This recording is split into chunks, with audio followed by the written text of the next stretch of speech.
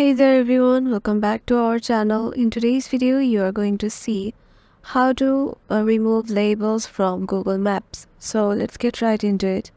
Head over to your Google Maps. Once you're there, just tap on that save option besides the explore option. Once you're there, you will see 4 options right there.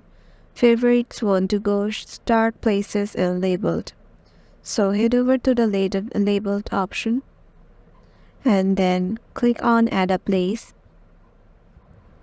Then you can add an address from here and or can add an address by choosing on map.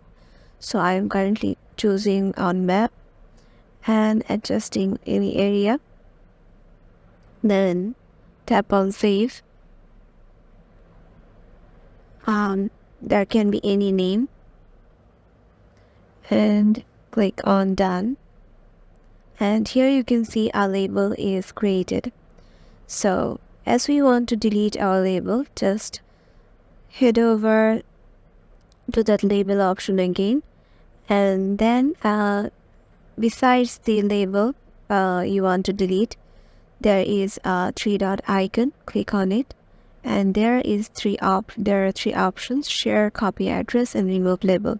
So tap on remove label and your label was removed.